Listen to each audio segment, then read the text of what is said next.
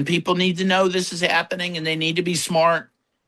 Activists and others involved in, controversial things, and do as I say, not as I do. They shouldn't be bringing their phones and computers on international trips. They should bring burner phones or buy a phone when you get on the ground. Now, I mean, that's a pain in the butt, right? Because all of our contacts are on our phone.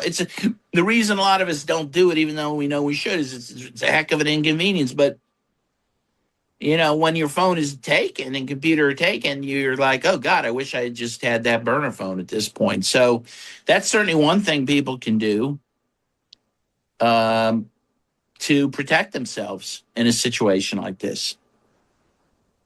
I'm joined on the Crispin Flintoff show by David Miller. How you doing, David? Very well, thank you. Thank you for coming on. I've just shown a bit of the interview with Dan Kovalik, and a lot of it is to do with Schedule 7, and you yourself have been stopped, detained, I think it was in February last year, coming into the country on that basis. As I recall, you were well on top of what was happening because you knew everything about your rights, and you were telling them, shouldn't you be doing that and shouldn't you be doing this and what's that, and they didn't really know. Can you tell us basically what Schedule 7 entitles the police to do? Well, it entitles them to stop you without having any evidence to stop you, and to examine you and your possessions and your views and your beliefs.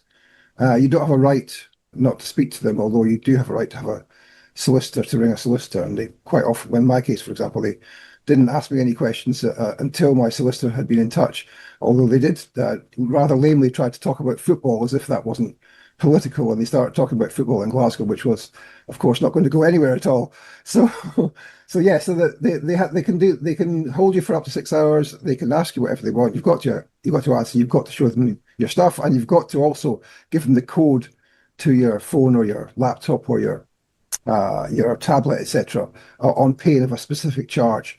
And what they're looking for, according to the law, is your involvement in terrorism. That's how it's kind of expressed in the information they give to you. But of course, it's not really about involvement in terrorism, because the Terrorism Act includes a whole range of provisions which we know go way beyond being involved in material support for terrorism, to expression of views on particular organizations, expression of support for a prescribed organization, and even being reckless in whether the expressions that you make might be interpreted or might have the effect of causing people to support a prescribed organization. So supposing you've got someone who's been one of the thousands who've been arrested for holding up a sign, and they go abroad and come back, they could be possibly on a list of names. What would you recommend that they do? Should they not have a phone? Should they not carry a laptop? What would you say they should do? Well, I would recommend for anyone who's in any way involved in pro-Palestine activism, not just people who've been arrested, because by definition, they've got a record of you if you've been arrested, but anyone who's been involved in any activism, not to put yourself at the risk of having your property seized, and of course all of your contacts and messages and emails and bank details and everything else that's on your phone. When you think about it, it's quite horrific, the amount of information on your phone. So I recommend, if you could avoid it, do not have a laptop, do not have a tablet, do not have a phone, because they will steal it. And the information that they can get off it is the most valuable part of what they will get from you. When they interrogate you, they will get maybe this or that bit of information, but they're not going to get anything of note unless you want to make a dramatic confession in front of a lawyer, which of course there's nothing, in all these cases, there's nothing to confess. So the thing to do is not to bring any laptop, any device through with you, to make sure that you haven't got material on your person which you don't want the police, and of course the intelligence services, since the police and the ports are connected directly to the intelligence services, to have. Now, if you tell me, but I've got to take this or I've got to take that, well, I would say don't. But if you must, then make sure that you have deleted from it all of your confidential information, all including making sure that the app that you're using, you haven't allowed it to give notifications, because they can get the content from notifications even if you've deleted the app.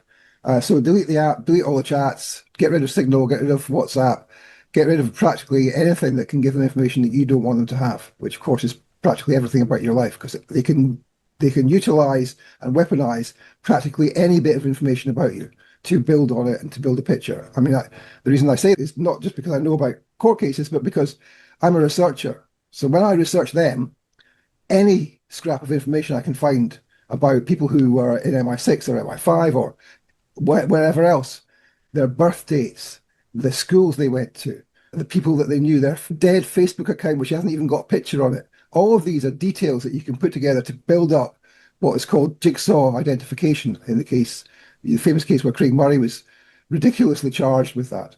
So, of course, do we think that they do the same thing? Yes, of course they do, and they have much more technology and technical expertise to do that. So be very, very careful, is what I would say, and don't allow them the possibility of accessing things which you really do not want them to have, because it will only be to their advantage and not yours.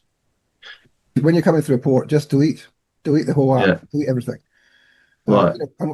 When I came through Heathrow, I knew that they were going to stop me because the Zionists had been going crazy in the Mail and the Telegraph, because I'd been at Hassan Nasrallah's funeral, and I tweeted a couple of things from the funeral, most extraordinary event that it was.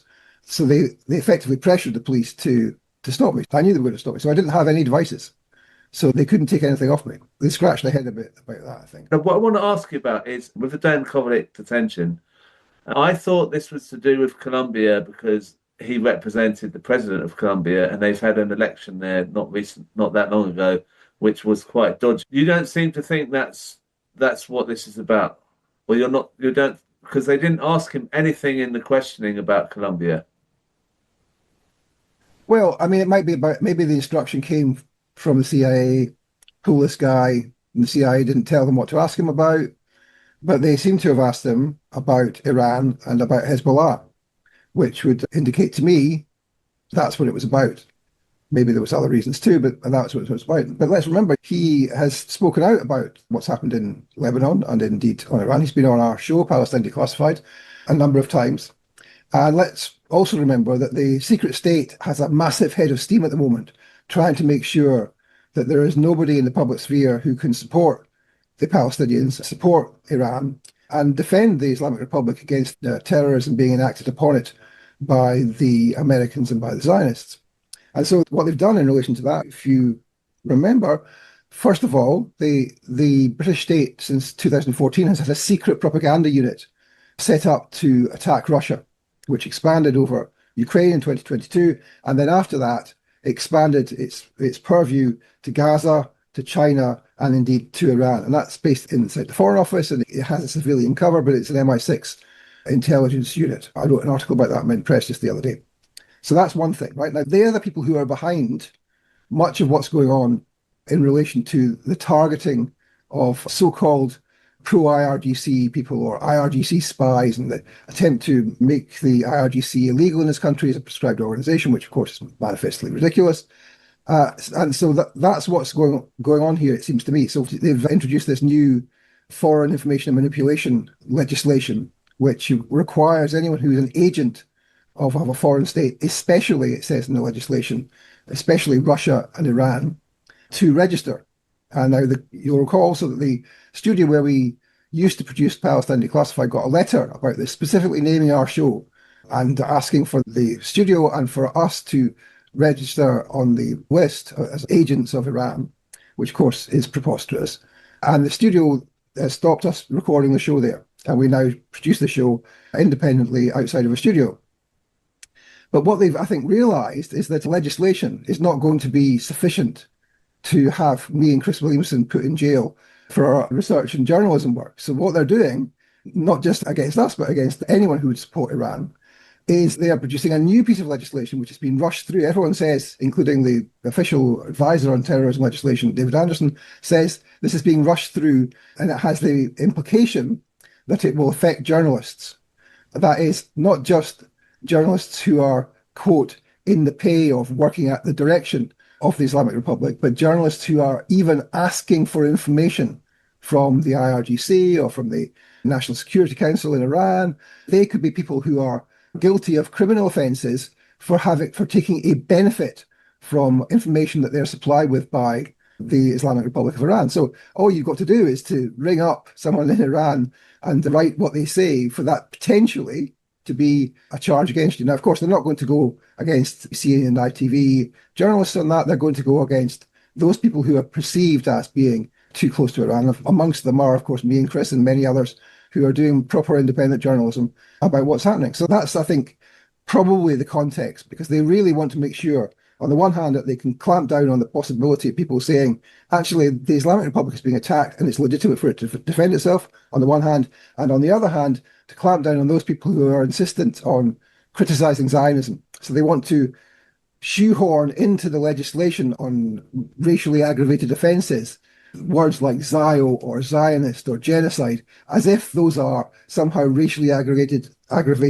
offences against the Jews, which of course they're not. Now, just the other day, I think yesterday it was, Annie Says from the Canary was found not guilty of such ridiculous charges. But they're not going to stop doing that until they can try and break through that barrier which separates anti-Zionism from racism against the Jews, which of course is a barrier which I have helped to push forward in my own case of the industrial tribunal I took against the University of Bristol.